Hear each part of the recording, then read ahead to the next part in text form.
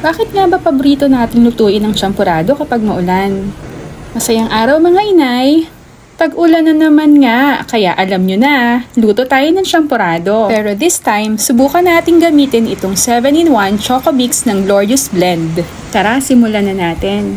Alam kong basic na sa inyo to mga mima, pero ang kakaiba nga sa gagawin natin ngayon ay susubukan nating maging healthier choice itong champurado natin. Pinaghalo ko nga lang muna yung usual na bigas saka yung malagkit na bigas. Depende na sa inyo kung ano yung gusto nyong mas marami. Pero syempre, mas masarap pa rin yung puro na malagkit na bigas.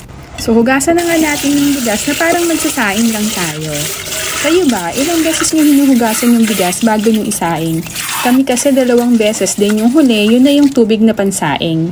Kwento time lang, dati hindi ako sanay gumamit ng rice cooker. Nung nag-asawa lang ako, saka ako nakagamit ng rice cooker. Mas sanay akong magsaing dun sa ordinary na kaserola lang. Tapos, sinusukat sa daliri yung dami ng tubig. Kayo ba, sanay din kayo ng ganun?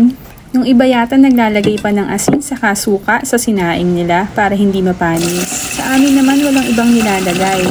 Minsan nilalagyan ng pandan kapag may handaan para mabango yung sinaing. So balik na nga tayo dito sa champurado natin. Nilagyan na nga natin ng tubig bago isalang. At syempre sinobrahan natin kasi gagawa tayo ng champurado at dapat mas marami yung sabaw. At habang hinihintay nga natin kumulo yung niluluto natin, ay ihanda na rin natin itong 7-in-1 Choco Mix ng Glorious Blend. At ito nga yung dahilan kung bakit magiging healthy itong champurado na gagawin natin. Ito kasing Choco Mix na ito ay may 7 healthy ingredients kasama na ang malunggay at mangosteen. At syempre, hindi mawawala yung stevia na natural sweetener kaya hindi na natin kailangan pang magdagdag o mag-add ng sugar dito sa champurado natin. Healthier choice talaga, di ba? May natural creamer na rin to sa calcium kaya pwede ka na rin hindi magdagdag ng gatas. Masulit pala kasi healthy na, tipid pa. So tunawin lang natin yung 3 pack ng Choco Mix and ihalo natin dito sa kumukulo nating sinaing. Haluin lang nating mabuti para hindi magbuo-buo yung chocolate mix. Grabe ang lakas talaga ng ulan habang ginagawa ko to. Dinig na dinig sa background.